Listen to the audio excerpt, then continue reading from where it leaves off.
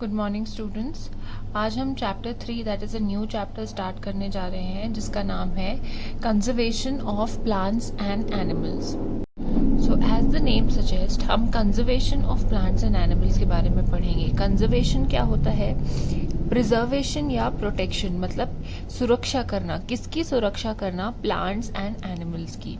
अब हम अपने आसपास कई तरीके की प्लांट्स एनिमल्स देखते हैं, उसके बहुत सारे यूजेस होते हैं एंड इनको प्रोटेक्ट करना क्यों ज़रूरी है। फर्स्टली वो हम पढ़ेंगे, कैसे प्रोटेक्ट किया जाता है, क्या क्या चीज़ें हैं जिनकी वजह से ये डैमेज हो रहा है या इसको कोई ना कोई नुकसान पहुंच रहा है। That we are going to study in this chapter. So सबसे पहला तरीका जिससे कि एक वाइड स्केल में बड़े तौर पे प्लांट्स एंड एनिमल्स को प्रोटेक्ट किया जाता है वो होता है कुछ ऑर्गेनाइजेशंस बना के, जैसे कि sanctuaries, national parks and biosphere reserves. तो यहाँ पे प्लांट्स एंड एनिमल्स, हम इसके बारे में और डिटेल में भी पढ़ेंगे। Living beings, plants and animals both, इनको रखा जाता है। कोई बर्ड्स पे फोकस करते हैं, कोई टाइगर्स पे फोकस करते हैं, कोई सी एनिमल्स पे, एक्वेटिक एनिमल्स पे फोकस करते हैं। So depending on their aim ये बनाई जाती हैं। जैसे कि Bharatpur sanctuary is a bird sanctuary जो कि राजस्थान में है। So these are a few examples that is also mentioned in your text book. And उसके अलावा काजीरंगा इज इन असम। यहाँ पे ये बहुत बड़ी एक नेशनल पार्क है एंड उधर बहुत tigers and leopards and cheetahs and all these different types of animals मिलते हैं वहाँ पे। उसके अलावा Lokchao wildlife sanctuary is also in Assam. As you can see Lokchao में बहुत सारे यही tigers, lions, leopards, boar, civet cat and deers, ये सारे एनिमल्स होते हैं। उसके अलावा ग्रेट निकोबार बायोस्फीयर रिजर्व जो है वहाँ पे बर्ड्स होती है, क्रोकोडाइल्स होते हैं, टर्टल्स होते हैं, the crabs and Python, it is a type of a snake. तो डिपेंडिंग ऑन देयर एम अलग अलग सेंचुरीज या नेशनल पार्क्स या बायोस्फीयर रिजर्व्स जो भी एनिमल को सेव करना चाहते हैं, प्रोटेक्ट करना चाहते हैं, वो उस पर फोकस करते हैं। इसके अलावा इंडिया में करीब 51 टाइगर रिजर्व्स भी हैं जो कि हमारे कंट्री के, हमारा नेशनल एनिमल है टाइगर, उसको सेव करने के लिए करते हैं। जब यहाँ पे ये एनिमल्स रहते हैं उनको ठीक से खाना मिलता है, उन्हें अच्छा इन्वायरमेंट मिलता है। So that is why these sanctuaries and national parks और रिजर्व्स आर कंस्ट्रक्टेड। अब हमें पता है कि हमारे जो अर्थ प्लैनेट है वहाँ पे बहुत सारे अलग अलग तरीकों के plants, variety of plants and animals रहते हैं और ये एसेंशियल है, मतलब इम्पॉर्टेंट है लिविंग बींग्स के लिए, सारे लिविंग बींग्स के लिए और हम जैसे ह्यूमंस के लिए भी ज़रूरी है। लेकिन इन सब के लिए एक सबसे बड़ा थ्रेट, मतलब सबसे बड़ा खतरा है, वो है deforestation. Like you can C in the picture, deforestation का मतलब क्या होता है?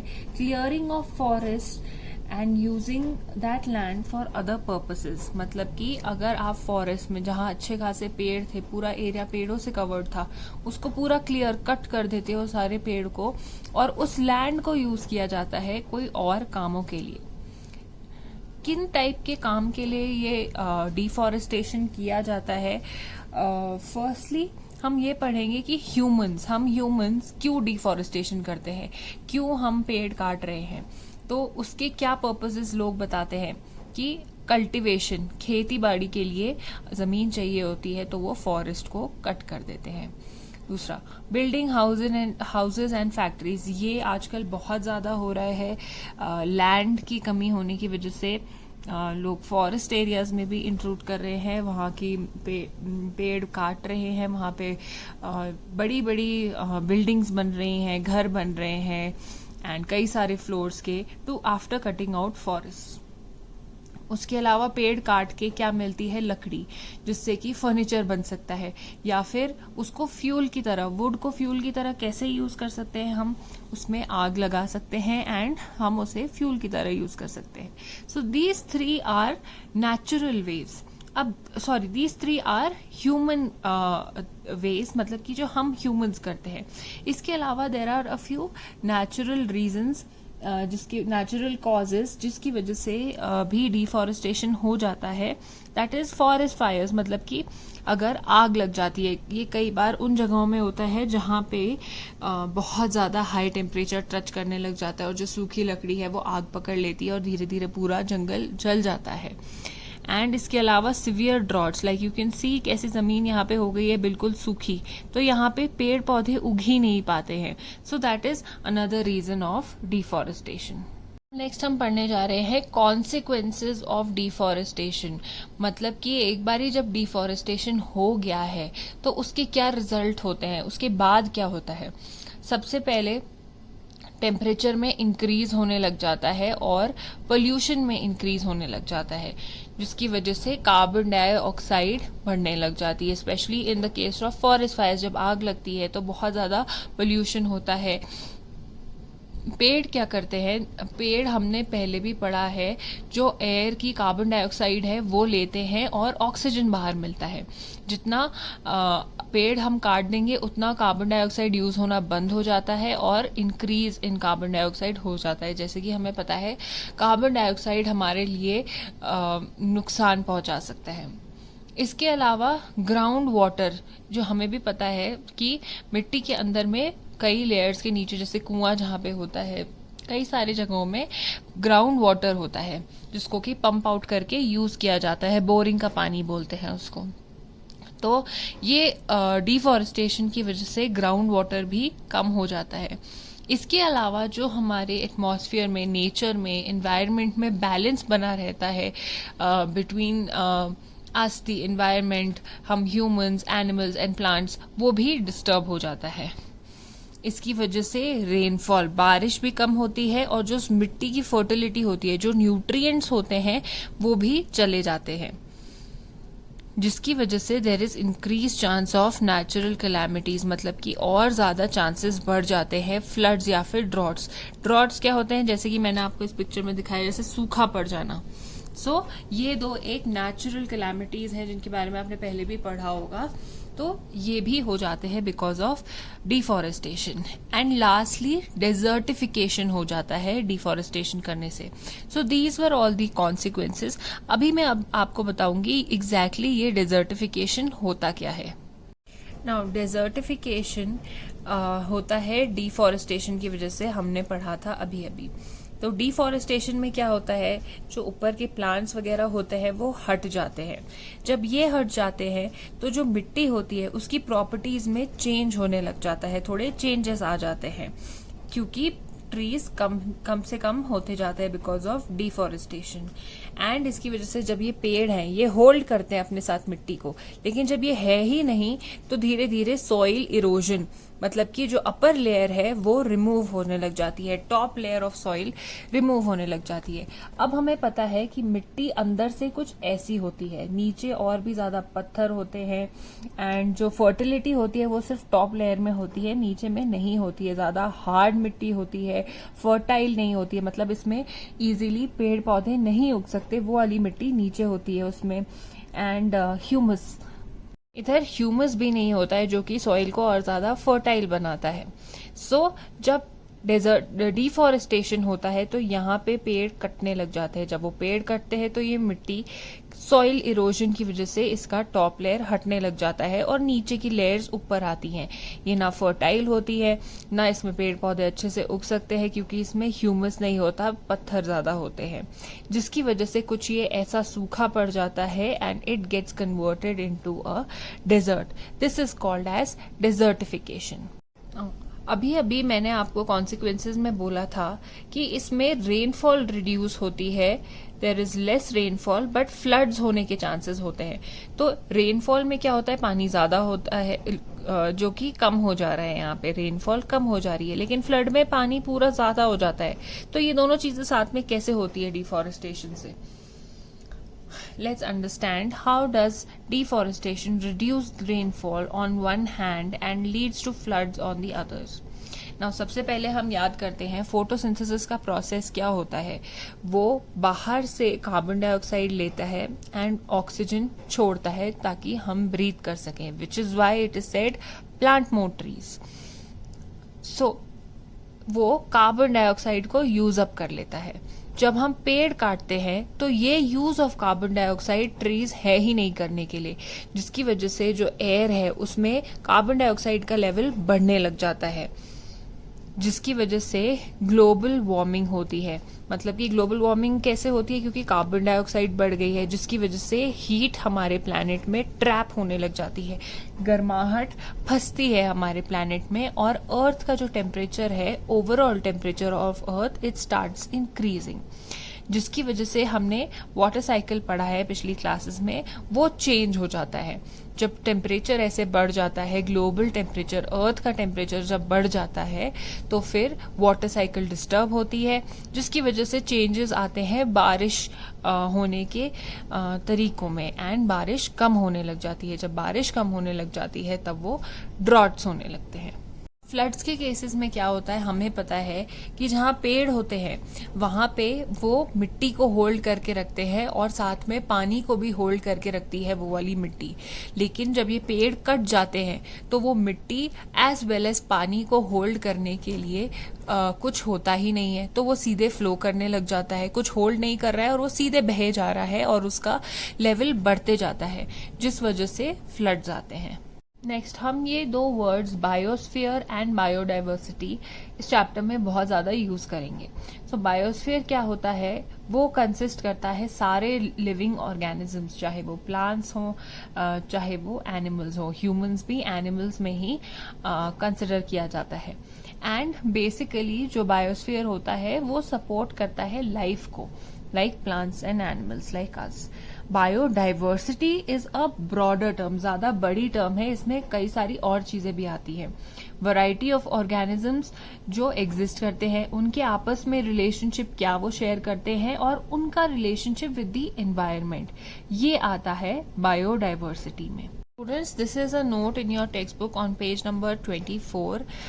इसमें बोला गया है अबाउट सम प्रोटेक्टेड एरियाज, जिसके बारे में हमने अभी भी कई सारे एग्जाम्पल्स स्टार्टिंग में पढ़े थे। सो ये बनाए जाते हैं, दीज प्रोटेक्टेड एरियाज, ये क्यों बनाए जाते हैं? To protect the flora and fauna.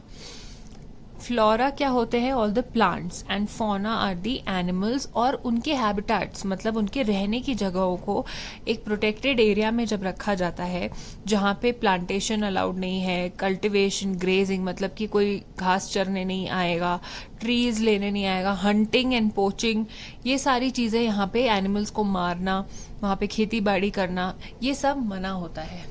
ये सिर्फ प्रोटेक्ट करते हैं उन एनिमल्स को और उनके नेचुरल हैबिटेट्स जितना हो सके उन्हें रहने दे सकते हैं। नाउ ये तीन चीजों के बारे में हमने पहले भी पढ़ा था, ये एग्जैक्टली होते क्या है? Sanctuaries are areas where animals are protected from any disturbances to them and their habitat. मतलब कि उनकी जो रहने की जगह है वहां से उन एनिमल्स को प्रोटेक्शन प्रोवाइड किया जाता है उन जगहों पे, एंड कोई भी डिस्टर्बेंस वहां पे नहीं होता है। National parks are areas reserved for wildlife where they can freely use the habitats and natural resources। मतलब कि एक एरिया मार्क किया जाता है जहाँ पे एनिमल्स को लाके रख सकते हैं वो अपने हैबिटेट्स में, और वहाँ जितने भी नेचुरल रिसोर्सेज है जो उनके खाने पीने के लिए, वो इजीली यूज कर सकते हैं। Now biosphere reserves are larger than these. ये लार्ज एरियाज हैं जहाँ पे land is protected for conservation of wildlife, plants and animal resources and traditional lifestyle of tribals as well। Tribals जो होते हैं वो भी वहां पे रह सकते हैं। These are much larger areas. We will study about this in detail. Biosphere reserve, biosphere reserve वो जगह होती है जहाँ पे की बायोडाइवर्सिटी होती है, उसका कंजर्वेशन होता है। वहां पे बहुत सारे plants, animals and micro organisms, हमने माइक्रो ऑर्गेनिज्म फर्स्ट चैप्टर में पढ़ा था, वो जनरली उस एरिया में मिलते हैं। यहाँ पे बायोडाइवर्सिटी एंड कल्चर को उस एरिया के प्रोटेक्ट करते हैं। अब बायोडाइवर्सिटी क्या होता है हमने पढ़ा था, variety of organisms that exist, their interrelationships and relationship with the environment. So biosphere reserve में वो प्रोटेक्ट किया जाता है और उस एरिया का कल्चर प्रोटेक्ट किया जाता है। बायोस्फीयर रिजर्व में contain other protected areas in it. जैसे कि मैंने आपको बताया कि बायोस्फीयर रिजर्व काफी बड़ा होता है as compare to national parks and sanctuaries. So वहां पे और भी प्रोटेक्टेड एरियाज होते हैं। फॉर एग्जाम्पल जो पंचमढ़ी बायोस्फीयर रिजर्व है, इसमें एक national park named Satpura and 2 wildlife sanctuaries named Bori and Pachmarhi. Like you can see in the map here, this is the Bori sanctuary and ये सातपुरा नेशनल पार्क है, and then there is another sanctuary over here। तो एक ही biosphere reserve में ये 3 चीजें हैं to protect the biodiversity in that area. जैसे कि मैंने आपको पहले भी बताया, फ्लोरा एंड फौना क्या होते हैं। Flora are all the plants and fauna consists of animals। Now here is a picture of flora and fauna found at the Pachmari Biosphere Reserve, like the wild dog, wolf, leopard, cheetah, fern is a plant and the jamun tree। तो ये सारे flora and fauna मिलते हैं in the Pachmarhi biosphere reserve. Now endemic species। Endemic species क्या होता है, पहले हम समझते हैं what are species. Species are a group of organisms which are capable of interbreeding. मतलब कि एक ऐसे ग्रुप के ऑर्गेनिजम्स होते हैं जो आपस में ब्रीड कर सकते हैं, रिप्रोड्यूस कर सकते हैं। इनमें कॉमन कैरेक्टरिस्टिक्स होते हैं, इनके जो फीचर्स होते हैं वो कॉमन होते हैं। Can reproduce fertile offspring only with the members of the same species. मतलब सेम स्पीशीज के होंगे तभी वो फर्टाइल ऑफस्प्रिंग, मतलब जो आगे भी रिप्रोड्यूस कर सके एंड और ऑफस्प्रिंग्स और बेबीज उनके हो सके, वो प्रोड्यूस कर सकते हैं। फॉर एग्जाम्पल एक स्पीशीज ऑफ टोड है और एक स्पीशीज ऑफ फ्रॉग है, ये आपस में ही रिप्रोड्यूस कर सकते हैं एंड ऑफस्प्रिंग प्रोड्यूस कर सकते हैं। फॉर एग्जाम्पल इन दोनों का offspring was this toad and इनका ये था, but these two can not reproduce amongst themself to कि उनका जो ऑफस्प्रिंग होगा वो एक फर्टाइल हेल्दी आगे और प्रोड्यूस करने वाले एक ऑर्गेनिज्म बने। So that is called as species. Now what are endemic species. ये ऐसे स्पीशीज होते हैं ऑफ प्लांट्स एंड एनिमल्स। प्लांट्स के भी होते हैं, ये एनिमल्स के भी होते हैं, जो कि सिर्फ एक्सक्लूसिवली एक पर्टिकुलर एरिया में मिलते हैं। फॉर एग्जाम्पल हम लद्दाख का ही एग्जाम्पल लेते हैं। यहाँ की एंडेमिक स्पीशीज है याक। और भी अगर आप जाके दिल्ली में ढूंढने लग जाओगे या चंडीगढ़ में ढूंढने लग जाओगे, you will not get one there because वो यहाँ की एंडेमिक स्पीशीज है। There are a few more places in our country जहाँ पे याक होती है, बट नॉट एवरीवेयर। तो वो वहाँ की एंडेमिक स्पीशीज हो जाती है। इसके अलावा the Tibetan antelope, that is this one, and wild sheep and the wild ass looks like this।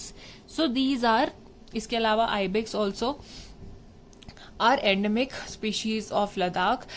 there are a few places जहाँ पे ये animals मिलते हैं, but not everywhere in our country। very few places, बहुत कम जगहों में ये मिलता है। and the snow leopard also। इसके अलावा जो JN के जम्मू एंड कश्मीर में श्रीनगर नाम की एक जगह है जहाँ पे एक नेशनल पार्क है, वहाँ का hangul looks like this, it's a Stag. ये भी यहाँ की एंडेमिक स्पीशीज होते हैं एंड कहीं और नहीं मिलता है। ऐसे ही पंचमढ़ी बायोस्फीयर रिजर्व की जो एंडेमिक है, वहाँ पे एक टाइप का wild mango sal is a tree, bison, the giant Indian squirrel and something called as a flying squirrel. ये उड़ सकती है, अपने पैर ये फैला लेती है उड़ते टाइम पे, एक ट्री टू दूसरे ट्री ये जंप कर सकती है। And again there are a few more, very few more places in our country जहाँ पे ये animals होते हैं, लेकिन not everywhere, so they are endemic to those places।